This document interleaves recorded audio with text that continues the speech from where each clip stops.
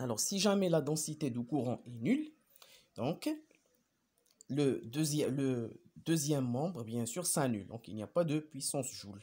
C'est-à-dire l'équation de la continuité ou bien l'équation de la conservation de l'énergie du champ électromagnétique ou bien de l'onde électromagnétique. C'est l'équation de Ponting. Il reste maintenant donc le dégagement de la signification ou bien du sens physique du vecteur de Ponting S.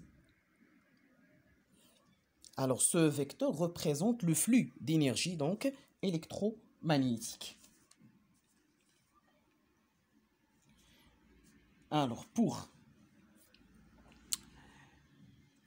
démontrer cela, utilisons le théorème de Green-Ostrogradsky, c'est-à-dire la divergence de S sur T de V, et l'intégrale de volume, égale une intégrale de surface. Et donc j'ai noté l'élément de surface par S cursive pour ne pas la confondre avec la notation du vecteur de Poynting.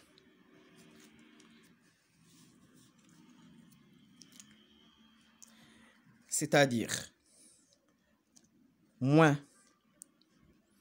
la dérivée de l'énergie électromagnétique par rapport au temps intégré sur T de V égale donc le flux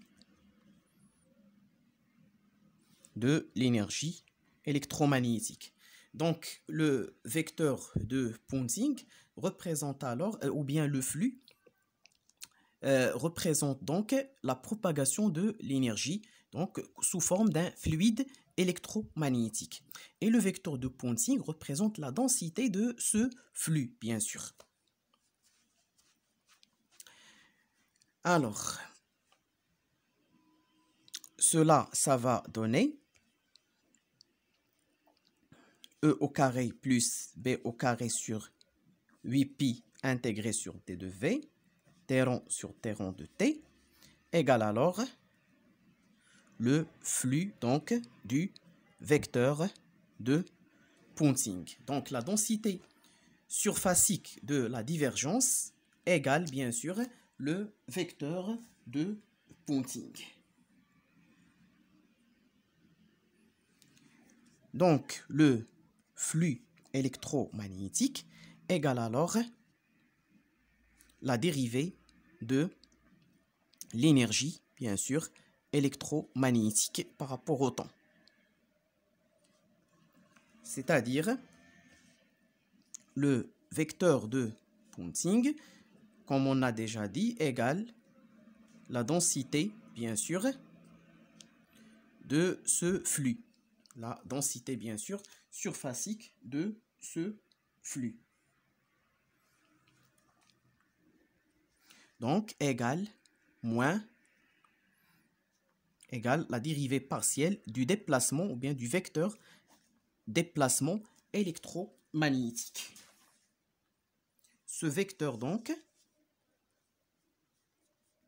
déplacement électromagnétique, a pour flux donc l'énergie électromagnétique. Ou bien on écrit D de M sous forme d'un théorème de Gauss égale moins T rond sur T rond plutôt égale E au carré plus B au carré sur 8pi T de V.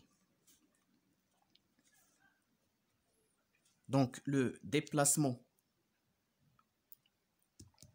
électromagnétique, son flux représente donc l'énergie, bien sûr, électromagnétique. Ce n'est pas une intégrale donc fermée, c'est l'intégrale de volume, bien sûr. C'est-à-dire, on écrit alors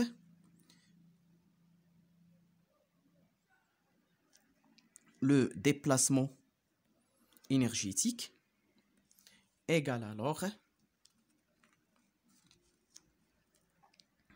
E au carré plus B au carré sur 8pi fois D de L. C'est-à-dire la divergence du vecteur déplacement égale donc la densité de l'énergie électromagnétique. Donc, on a trouvé des équations analogues à l'équation de Poisson et un théorème analogue au théorème de Gauss qui détermine bien sûr l'énergie électromagnétique et le flux d'énergie électromagnétique qui représente bien sûr le vecteur de Ponting.